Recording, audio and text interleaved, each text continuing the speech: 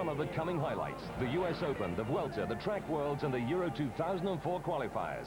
British Eurosport in September.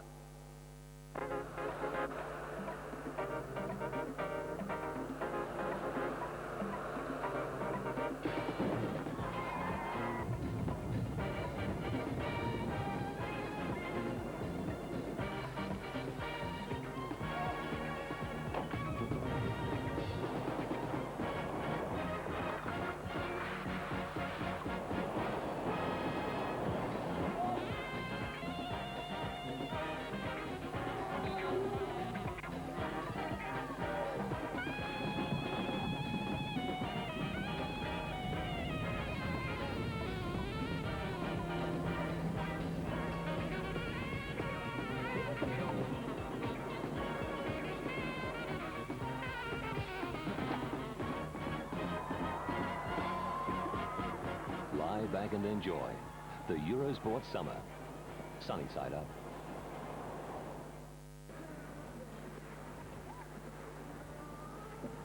Welcome back to the French Alps for the last final of the 2002 World Championships. I'm Vassos Alexander. Alongside me, Ian Raskin, former British team member, former gold medalist at a World Championship as well. And the last final is the Canadian men's. The C1 class, as it's called. The top 10 from the semi-finals carry their time forward to the final and go in reverse order. A beautiful setting by the banks of the River Isère, but a fiendishly difficult course. Expect more thrills and spills in this final.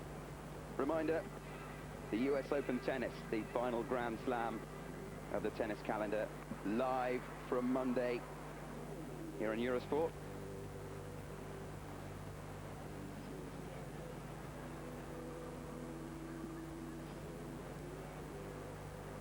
Slightly cloudier day today. In the first 4 days of competition, brilliant sunshine.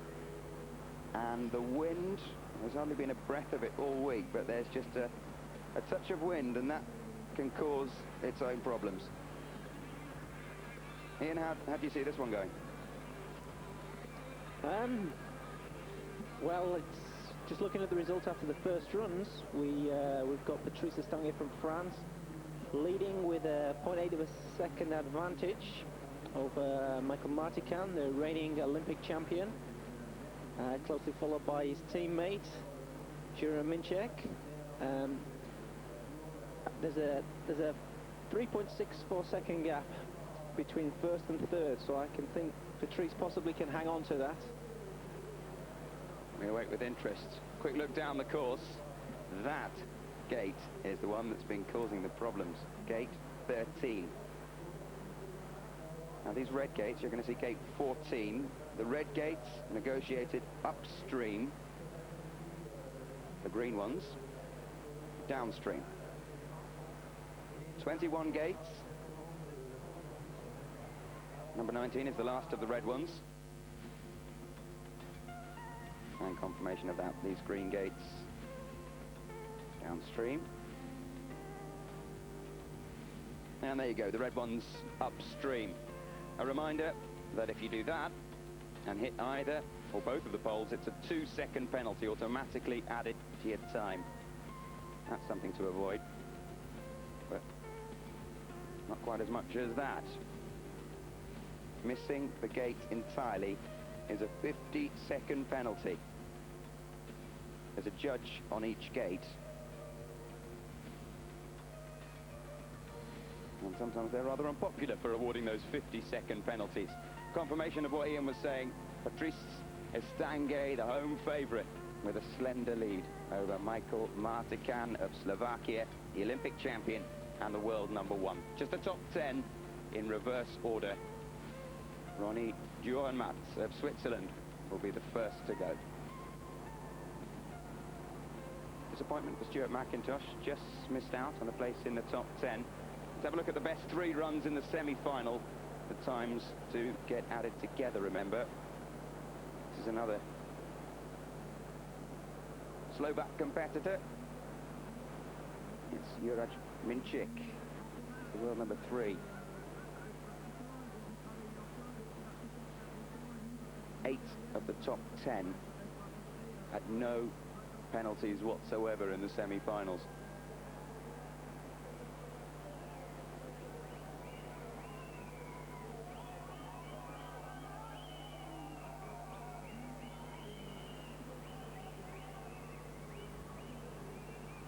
In light of what we've seen so far, I'd say that's a remarkable achievement to have so many boats, even on a normal race site. Something that's not maybe quite as demanding in terms of power of water as this. And there are not normally so many clear runs from the top 8 boats. So to have 8 of the top athletes all going clear, that's pretty special. It would be interesting to see what happens with those second runs.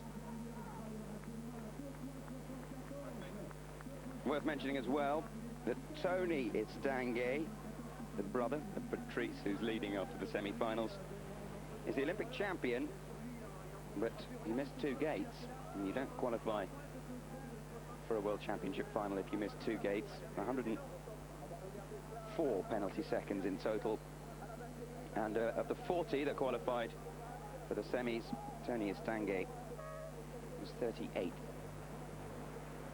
Good run from Minčík.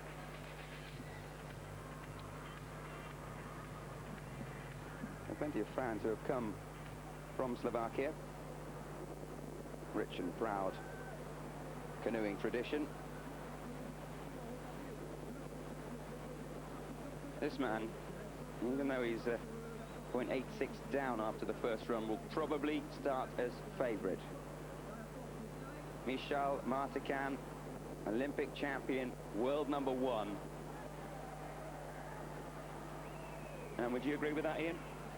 Yeah, I was just reconsidering what I said earlier, and Martican, he has a habit of coming back from what some people call the dead. He's a bit of a reputation for not putting in the best first run. Obviously today second is not bad at all, but he has a habit of coming back on the second run, so maybe I'm being a little premature thinking that Patrice could hang on to that first place. Sometimes it just seems to click with this man, and he just flies down the course. 0.86 is what he has to make up in the final, and that, Patrice Estanguet will know, is hardly coming back from the dead on this sort of course with this sort of difficulty. Anything less than a second is a negligible advantage, isn't it? In light of what we've seen, yeah, he's certainly in with a shout. Certainly is. And just to reiterate, it's not often we see such large time differences between these top athletes. Last time round in '99 at the World Championships, less than a second separated the top 9.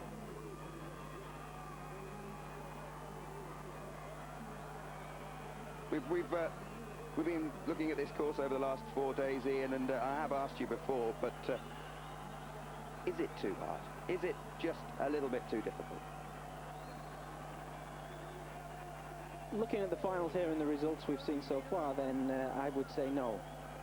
And when you've got, as in this class, the top 8 boats going clear, and the time's relatively tight, then I would say no, it isn't. I think for some of those earlier athletes in the qualification rounds, some of the countries that maybe are not quite as proficient as others within canoe slalom, then yes, there are athletes who are going to struggle to deal with it, but that'll always be the case.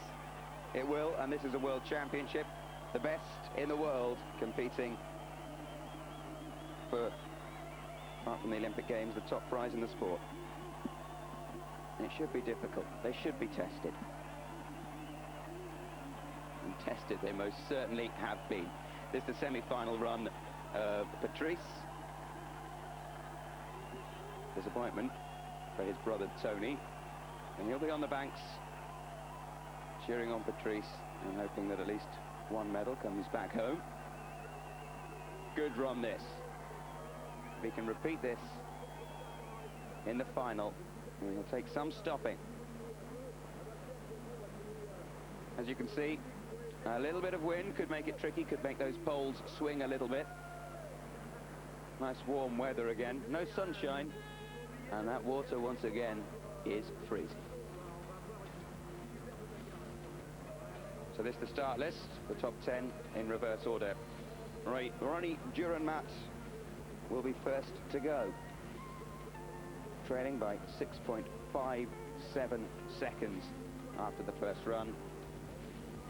Martican will go 9th, and Estanguet will know what he has to do when his turn comes. Now you can see the wind is picking up.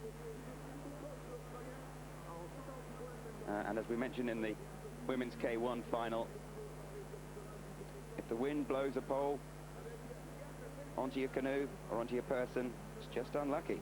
The 2-second penalty stands.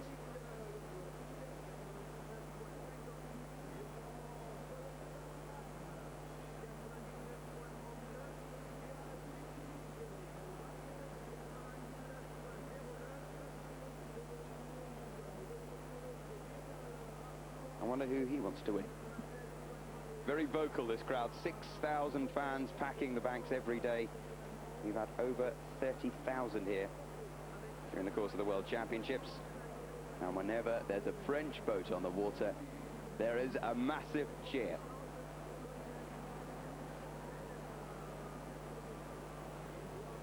Manuel Brougvin of France is the defending champion. He'll go 9th.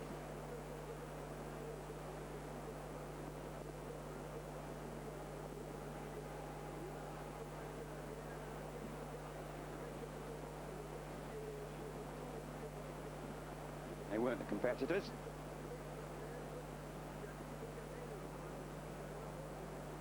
The final of the 2002 World Championships. There's one of the judges. And we're all set. Ronnie Duranmat of Switzerland, world number 16. Composing himself. Here he goes.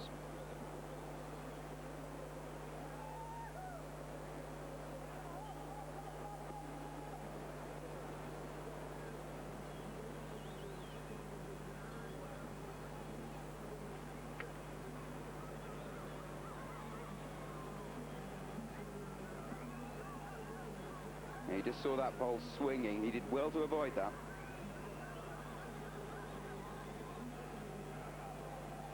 Yeah, the Swiss have done really well to get a C1 boat into the final here.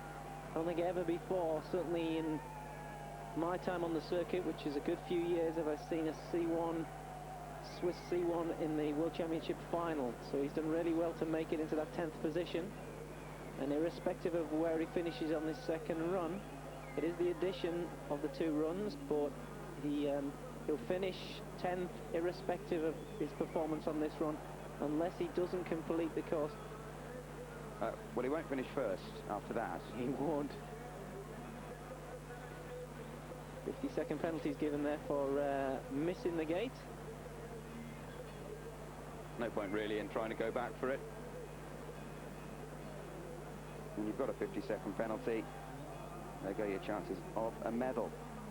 And it was, well, no surprises, but it was gate 13. Through 12, and it's that transition from 12 to 13 that's causing all the problems. He knew he was in trouble right there, and no chance. It's very difficult for the C1 athletes with only one blade, particularly those athletes with the blade on the left-hand side. They can't get a downstream stroke to sweep the boat back upstream. So we don't really have a time to aim for, or a meaningful time to aim for. This is the defending champion. The reason he's lying back in 9th is 4 penalty seconds from his semi-final. He was amongst the quickest, 3rd quickest down the course, but 4 penalty seconds, and he's down in 9th. Ranked number 5 in the world, and he will not give up his World Championship crown without a mighty battle.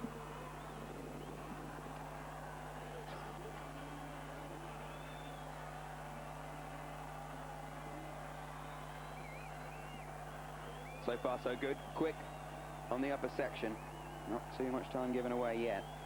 Emmanuel is one of the taller athletes in the Canadian class, standing over 6 foot, so he's got a penalty on gate 10 but he's also got a very long reach, which allows him to power the boat downstream. Fourth at the Olympic Games, as well as 1999 Olympic champion. And he's in trouble on that 12 to 13 again. Penalty there. I think we saw there in gate 13, he realised that his chances of getting a medal here are all over.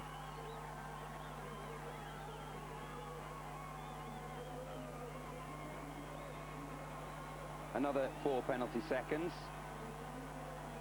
The reason he's so far up is that he hasn't had a 50-second penalty. Not yet.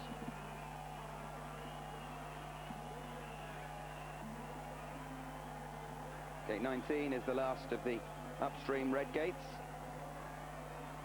3 to go, 2 to go, 20 and 21, both downstream. And then paddle for your life to the finishing line. Well, it's something to shoot at, 207.98. It'll be a major surprise now, after this, if that's not beaten. You know, the winning time on first runs was 95.45. It's something under 200. It'll probably need to win this. James Cartwright of Canada. Clean in the semi-final, but the slowest of the 10 qualifiers. A bit like the Swiss athlete, this is the first time the Canadians have had a Canadian boat into the final.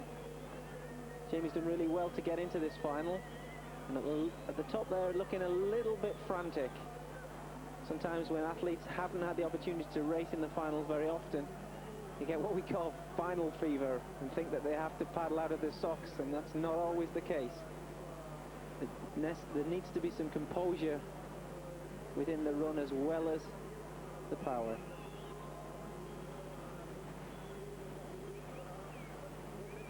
Well, the first two have struggled. That's better. Pretty good through 12 and 13.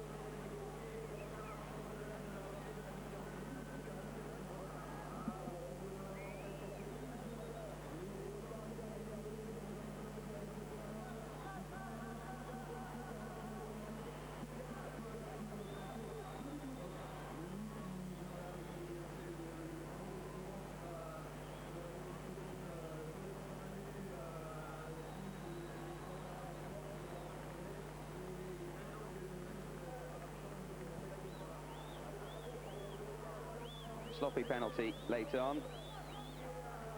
Probably will be enough, just 205.76. Jamie Cartwright takes the lead.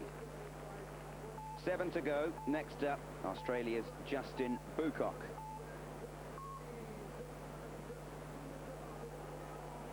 Concentration etched on his face, typical Australian, hates to lose. He's ranked number 7 in the world. But over 5 seconds to make up on Estangue in this final.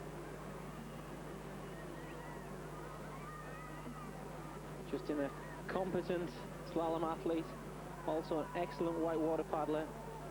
He's from Launceston in Australia. Apparently the story goes that he used to be dropped off by his father upstream of the river that ran past their house. It was a grade 5 river, which is the highest difficulty rating for a river, and his father used to drop him off upstream, and he used to come down and finish up outside their back door. So he's well used to paddling on water of this volume.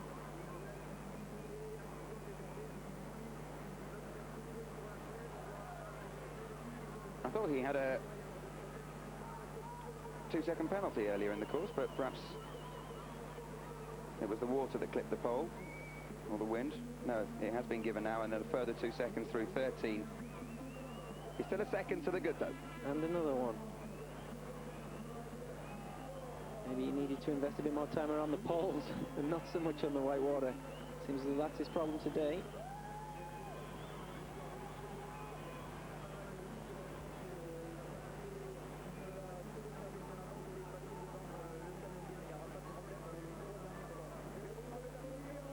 I think he realises. Yeah, 8 penalty seconds is not going to win you a medal. Second place, provisionally. And there are 6 to go. And some big names still to come. Yeah, that was that first one. Took a while for that to register. Number 255, Jan Benzien of Germany. One of 2 Germans in this final.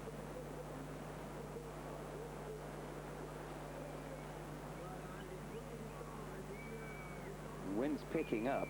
It's not going to make it easy for those going later on. And if Benzien can put a good time down, some of them might struggle to beat it. Ranked number 9 in the world.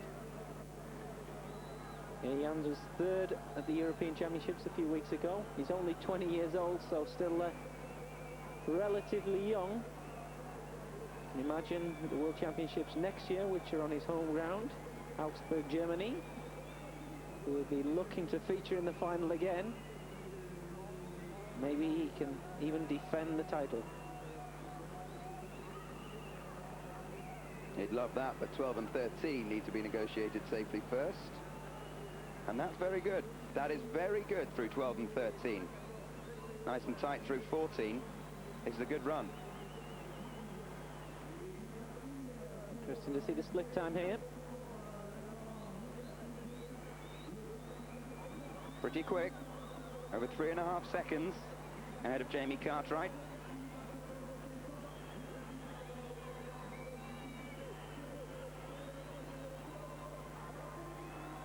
Tight into 19 as well. This looks like a good run. I think it's going to set the pace.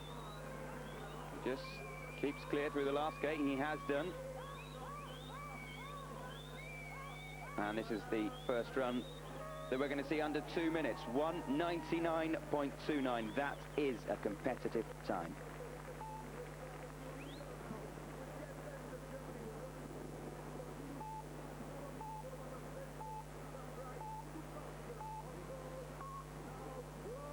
The top 5 in the C1 men's final. In reverse order from their semi-final, Dusan of Karik of Slovakia rather. 3 Slovakians in the top 5. He's done well, Dusan, to reach the final, ranked 27 in the world. And the time he's shooting at is that of Germany's Jan Benzien, 1:99.29. The Slovaks a reputation for good Canadian boats, but this guy hasn't had too much to shout about in terms of results so far. He's done very well to reach the final. He's a little slower through the top section of the course.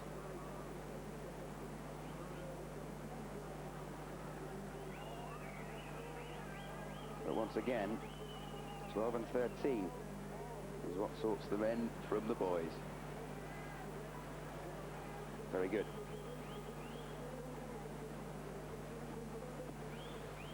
It's very quick round here, I have to say. Interesting to see this second split time. Oh, he's not as good. He's not as good. No. Plus those 2 penalty seconds.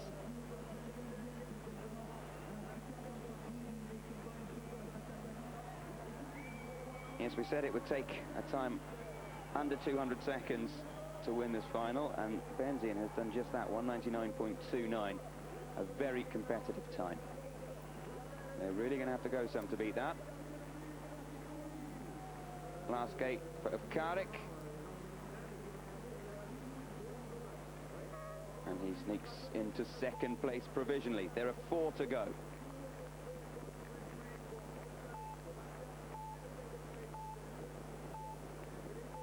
He's disappointed, and he's focused. Søren Kaufmann of Germany. Nearly 4 seconds down on the semi-final leader, Patrice Estanguet. Another who's done remarkably well to reach this final. Yeah, Søren is no stranger to finals. He was third in the World Championships back in 1995 and also won the team event in 95. He's trained as a doctor, 31 years old.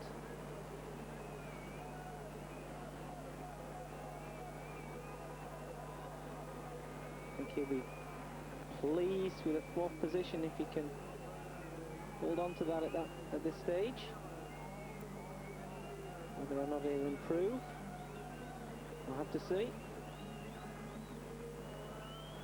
Not Struggling bad. through 12 and 13. It's all about the exit of 12. It starts really at gate 11. If you get that right, if you get the entrance to 12 right, then it becomes rather easier. But if you just start to lose it a bit, then it can all go wrong. You're starting to talk like a coach now. I'm after your job, Ian.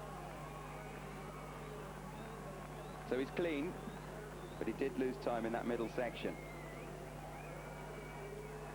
Veteran German, ranked number 29 in the world. It's better than that, though. He's struggling a little bit at the bottom here. Seems renowned for his technique, not his physical prowess. The arms are starting to tire a little. I doubt that'll be good enough for a place on the podium, 2:04.34. There are 3 to go. 2 Slovaks and 1 Frenchman. That's where the German lost it. Juraj Minčík of Slovakia, world ranking of number 3. 3.5 seconds to make up. Also third at the Olympics in Sydney. This guy trains in Bratislava, site of the European Championships this year. Used to paddling on big white water, so this shouldn't concern him too much. And it's not so far. Very good at the top of the course. 1.5 seconds quicker than Benzian. Oh, did he make it? I think so. To wait to see what the judges give, but I think he was clear through there. Ooh, struggling a little bit there. But clear through 12 and 13. You have to wait for the split time. That's a 2-second penalty. Occasionally we've been a little surprised by some of the 50-second penalties given, but no, they haven't. You were right. Still just ahead. Well, they haven't put that 2-second penalty on yet. I'd be surprised if they forget.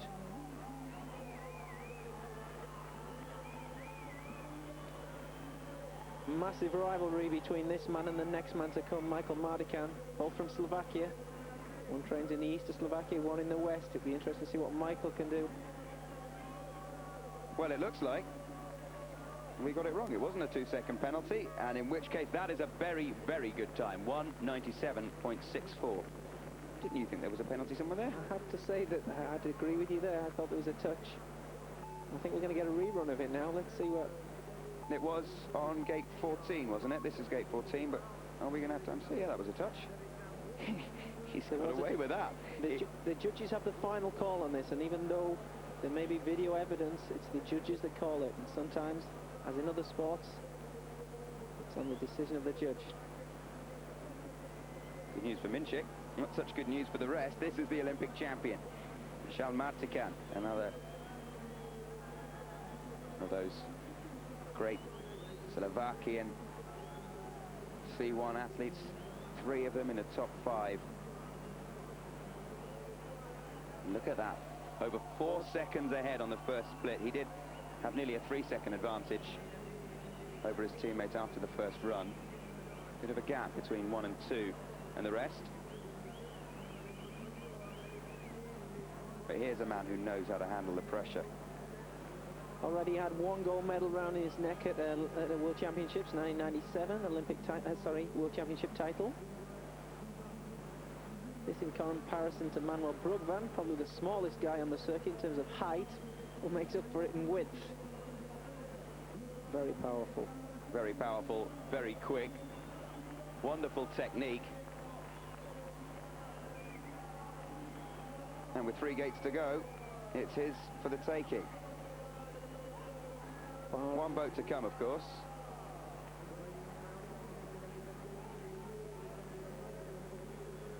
But this looks good. Bit of time there. Can't afford to give that. If Patrice coming next. He is 1:92.92. Is what the Frenchman knows he has to be. I think that is a very, very fast time. A couple of seconds here and there, but generally that was a very good run from the world number 1. If Patrice can put a second run down as his first, he'll do 1:91 according to my maths, approximately. He will indeed.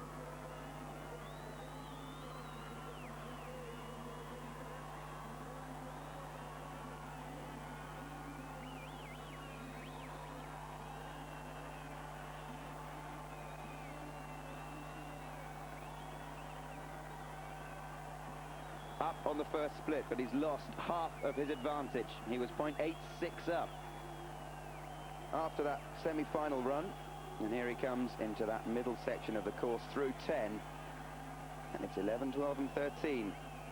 Again, this man got expectation on his shoulders. In front of a French crowd, last to leave the start line. Yes, the last down the river, in fact, of the World Championships, and listen to the crowd. Oh. Well, it's clean.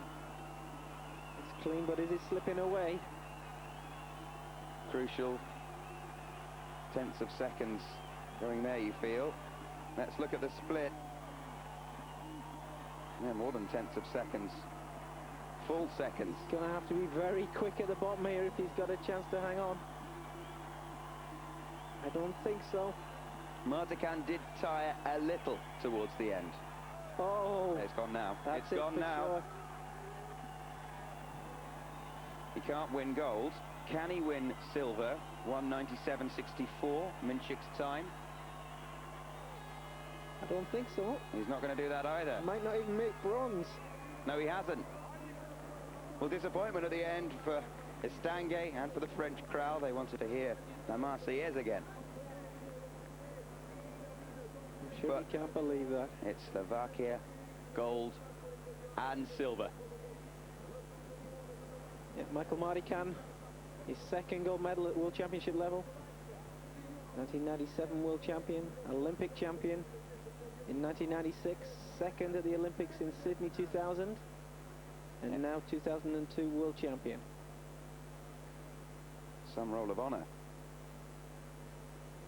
Confirmation then, Martican, gold, Minchik, silver, and Benzian, bronze.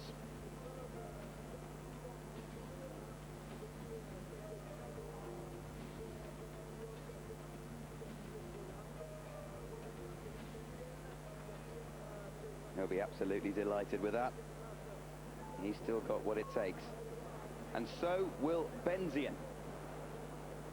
We have to say, he's won bronze, the German. It would have been silver if they'd seen that 2-second penalty. It would have been silver just. I would have to say it's not the first time that there's been a controversial penalty like that. It does happen on occasions, but I mean, what we have to say is at least it hasn't cost anyone a place on the podium. No. And it hasn't sorted out the gold medal either. So, is there any appeal procedure? There is an appeal procedure, yes. I don't know whether that would have been spotted by any of the coaches on the bank. It'll be interesting to see what happens. They do have the right to, if they think that there was a missed call, they do have the right to appeal against it. All they'd really be appealing against is to promote this man into the silver medal position and to demote Minchik into bronze. But let's enjoy Benzian's second run, a very, very good run. He was 6th, 4.5 seconds behind after the semi-finals. All at the age of 20. All at the age of 20. There's one for the future. There's one for next year and the World Championships on home water. very strong. Keeps going right to the end. Quick down the last section. And we knew this would be a competitive time. Anything under 200 seconds is good, and that's very good. 199.29, bronze medal, we think. He'll take that, though. He'll take bronze.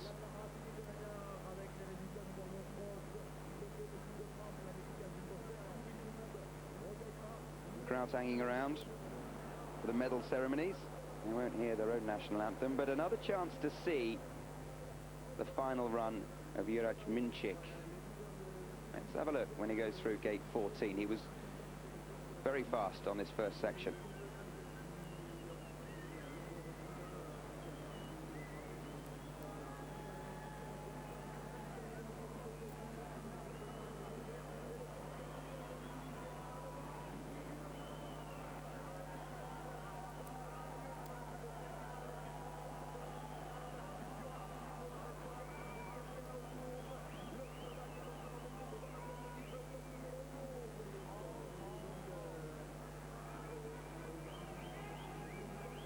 Here we go then, let's have another look. Through 12, just. 13. And then he nearly swallowed it. He did, for sure. How did they miss that? There was a definite penalty there, but again, as I said earlier, it is the call of the judge on the bank.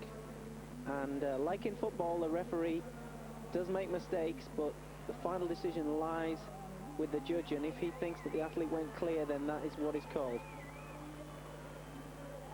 Do you think he fell asleep? Not at this stage of proceedings. Maybe he was looking away. Either way, it hasn't made too much difference. It's just the minor medals. 197.64. Good run from Minčík. He'd have looked up at that stage and saw no penalty seconds. Well, thanks very much.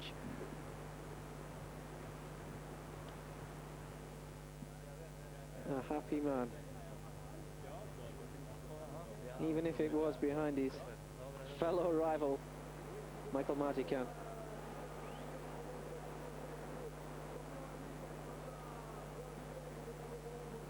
Pressure on him. Big pressure. And he showed before, and he showed today. He is a man who thrives on pressure.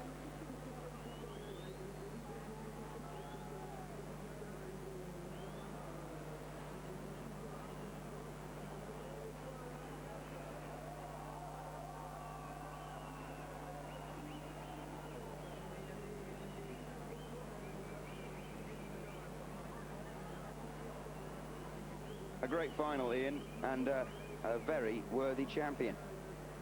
Yeah, I think if you'd have asked any of his fellow competitors before the event started who will be in amongst the medals at the end of the day, this man would have featured in their list. You wouldn't have got very good odds. Hot favourite, but they still have to deliver, and that's exactly what he did. Yeah, I think Tony Estanguet will be sat on the bank disappointed, but as will Patrice. Absolutely. But this man delivered on the day, and that's what our sport is all about. That's what all sports is all about.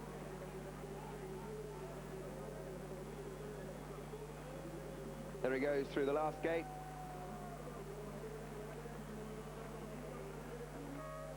And 192.92. I was always going to put the pressure on. And Patrice Estanguet just couldn't answer the questions. Martican, the champion.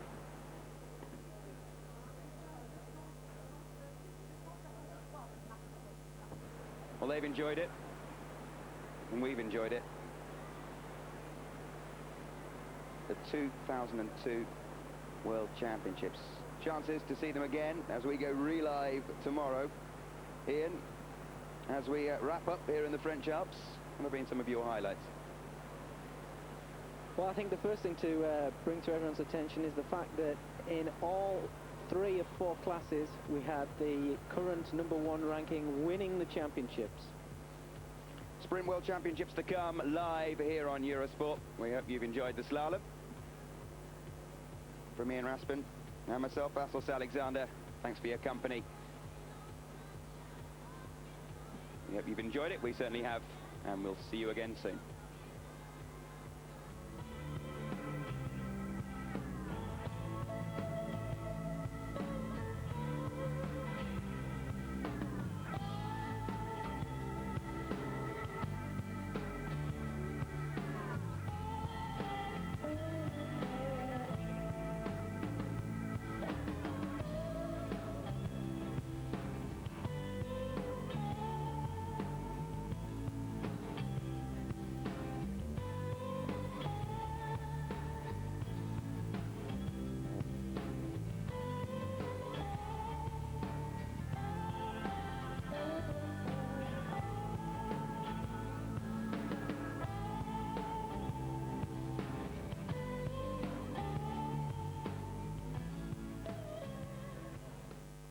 Three Grand Slams, the Masters, and 21 ATP tournaments. More action than any other channel.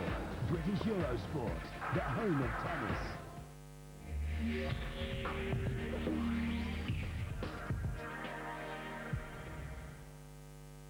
Yeah, no, completely booked. Wednesday? Tuesday, let's see. The NTL Guide from NTL Home not only gives you over 200 pages of cable TV listings, No. but also features and special offers, and it's just £1 a month for NTL. Encouragement for next year for World Championship indoors and outdoors. Well, we haven't seen Mary. All alone in a boat, having rowed solo across the Atlantic. But today, Deborah swapped her oars for a paddle to be our guide.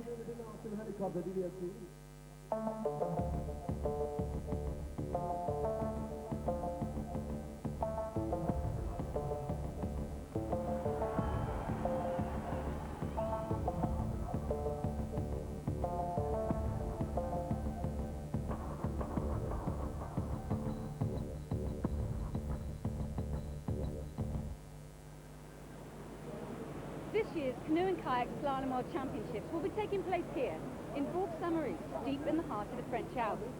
Over the next 5 days, we'll be seeing the world's top names battling it out to become world champion.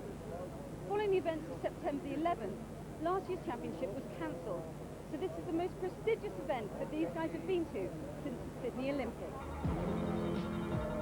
Here he goes, Paul Radcliffe for Great Britain. Now can he go into the lead and put the pressure on everybody else? He's gone under. What could have been? Britain's Paul Radcliffe narrowly missed out on that gold in Sydney to Germany's Thomas Schmidt. Both are here in France for a World Championship rematch. Laura Blakeman for Great Britain. She's very strong, despite the fact she's very, very small in terms of stature, but technically she's so good. Laura Blakeman will be hoping to better her 11th place finish in Sydney when she goes up against double Olympic gold medalist Stepanka Hilgertova. And Britain's C2 team, Smith and Bowman, will be in action after their 4th place. This time they'll be hoping to walk away with a medal. The French Alps provide a very different course to the one in Sydney. 300 metres of spectacular natural white water. It's a fantastic area. You can see it's a natural place, and because the river is the most difficult river and the most beautiful river in the world for this type of race. So why is this river so special? Because on this river we have a dam, and it's very easy for us because we can control the volume of water anytime. And for a world championship like we have today, we can ask to, many waters, and more than they have in Sydney for the Olympic Games. So what are the competitors going to have to face tomorrow? They have to go down the river. The river is 300 meters long. There is 18 gates. They have to go down on the green gate, and they have to go up for the red gate. And it's very difficult because there is a very big current, and with a 21 cube meter, and very strong, and also because the drop is very important with 10 meters. That's a very difficult race for tomorrow. The rules of kayaking are pretty simple, but on a fast course like the one at Bourg, Maurice, things can prove a little tricky. Green gates on the course must be taken facing downstream, while red ones are negotiated upstream. Competitors must make sure they pass through all the gates without touching the poles. If they do touch, a 2-second penalty is added to their time. And if they miss a gate completely, they'll find themselves with an extra 50 penalty seconds. If a paddler rolls their canoe, they must make sure that they're fully upright before they cross the finish line. If they don't, they'll be disqualified. There are individual medals at stake by the time we reach the semi-final stage of the C2 competition. And Andy Nicol and Alex Burt going for Great Britain. They're always going to find it tough to qualify though, weren't they? Yeah, sure. It's their first season on the international circuit. A very young boat, only together for 10 months now. They had a very good season and they did well. They have a big future. As far as the Roden brothers were concerned, well, they eventually finished in 16th place, 5 places higher than Burt and Nicol. A good effort by them. Very, very fine performance of the two brothers on this very, very difficult course. Only 10 pairings at this stage would make it through to the final, and Great Britain were to be represented through Stuart Bowman and Nick Smith. For so many years now, Britain's #1 pairing, they would have finished 5th and did have a chance of a medal. Absolutely, they had the 3rd best time in this first run. A little touch that put them just outside the medals in the semi-final. So everything is open. They're still on the way to a medal. But it was the masters of the C2 category, the Hochschorner brothers from Slovakia, the reigning Olympic champions, who led the way. They had a 1.63 second advantage over everybody else going into the second run. So we're here with Nick Smith's parents and Stuart Bowman's wife and parents. Anne-Marie, what are we waiting for this afternoon? Waiting to see the final of the C2 competition, Which Stuart and Nick are going to be racing in. They're currently in 5th place. And how are you feeling about this afternoon's race? A bit nervous, but I think we're feeling a lot better than we did this morning because we know that they've got themselves into a good position and they've got everything to play for now. So Now they did really well because there were 40 in the semi and they had to get down to 10. So actually it's been a big achievement, hasn't it, just to get to here? they've done very well to improve on that. Are you feeling like a very proud mum? Oh, I am. What do you think of the venue? Lovely. Oh, it's great. In fact, it's their favourite venue, isn't it? Yeah. Course. They love it here. Why do they like this real course as opposed to the artificial course, do you think? It's more challenging and more exciting. It's fast. Yes. And just the surroundings, you can't beat it really, can you? Yeah. Beautiful. Well, fingers crossed. Jiras and Mada now of the Czech Republic, the defending world champions, but only in 6th place after the first run. And they've got to go somewhere if they're going to defend that title successfully. Yeah, absolutely. It looks as they lost quite a bit of time in the first run. They were about 4 seconds down on the leading Hochschorner brothers. 2.65 ahead down here in the second split time. Looks like they have a good run. Well, certainly no penalties on the first run, no penalties here so far. Those poles are just waving about in the wind. They haven't been touched, and now it's a big drive for the finish. They're going to be very close to the time that's already been set by the Germans, Ellenberg and Senf. And so the Czech Republic have got it all to do now. Can they go into first place? Yes, they can, but there are some very strong teams to come. Good effort, though. Now, what can Bowman and Smith do in 5th place after that first run?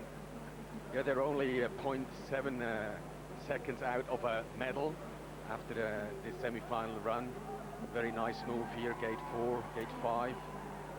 Looks like a very good start for them. Well, it was Jiras and Mada who are in the lead at the moment, who beat them by just 0.48 of a second in Sydney for the bronze medal a couple of years ago. And these guys would love to get revenge.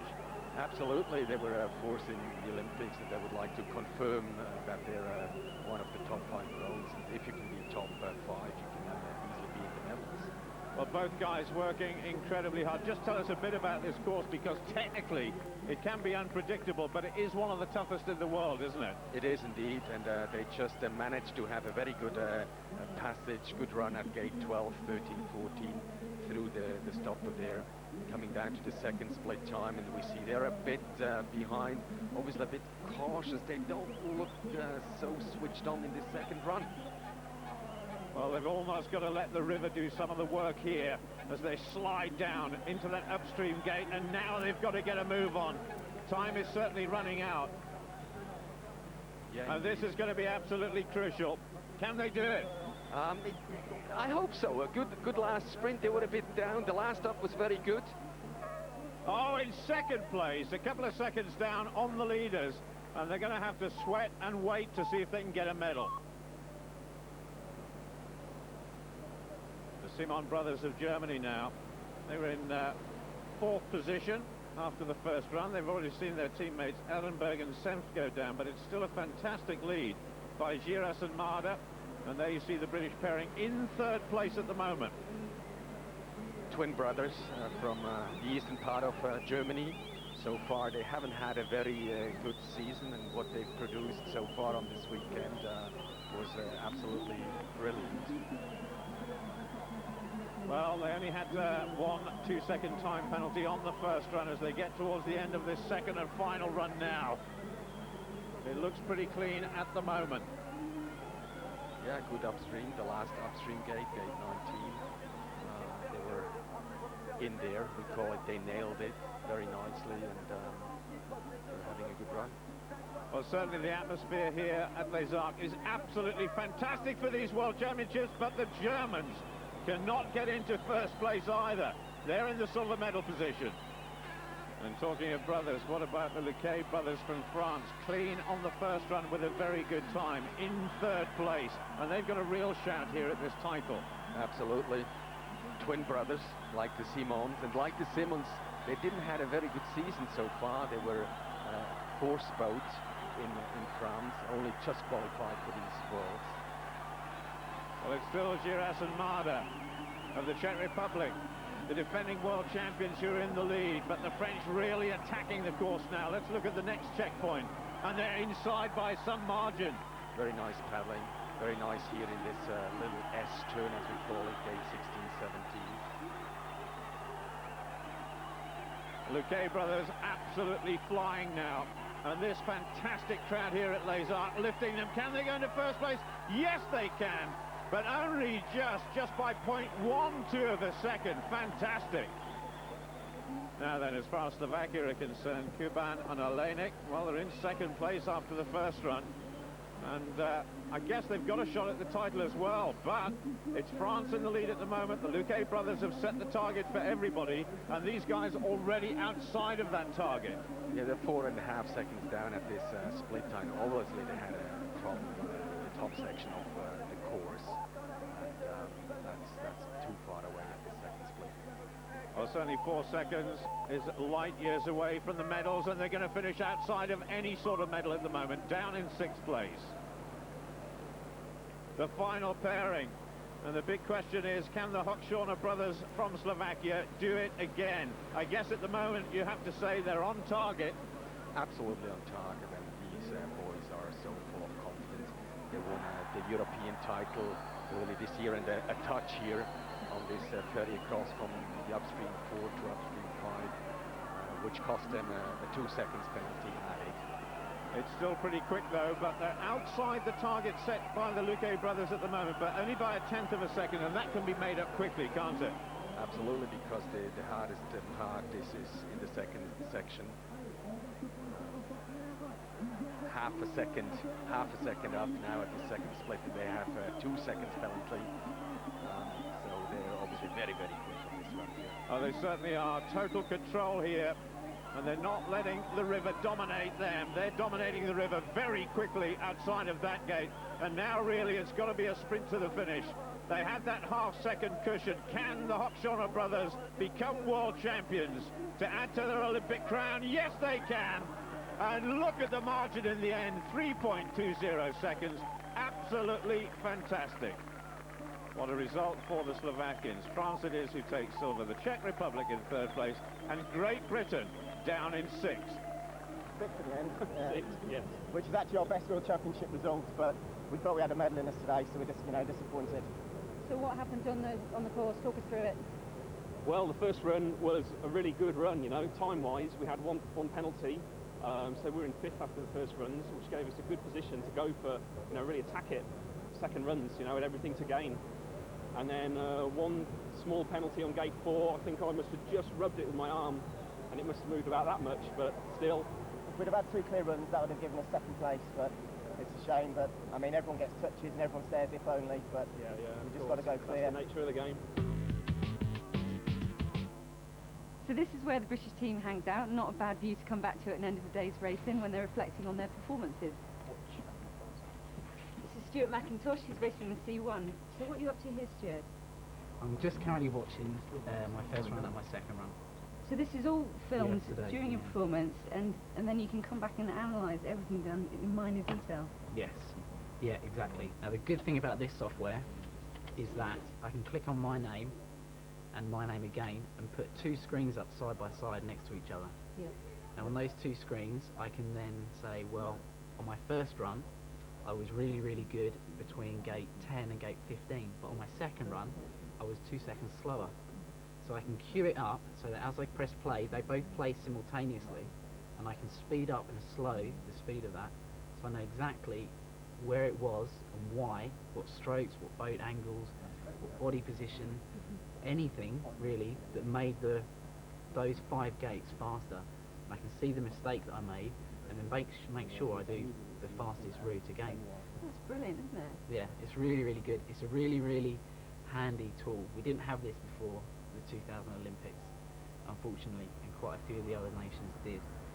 And the nations that had it had a clear, visible improvement. And with the World Championship here, I can come back after my run. Oliver Fix will be sat down at the computer, ready for me, and he'll say, you were lost time on these 3 sections compared with these people that did it faster. All I have to do is just watch what it was, remember what it is I want to do, incorporate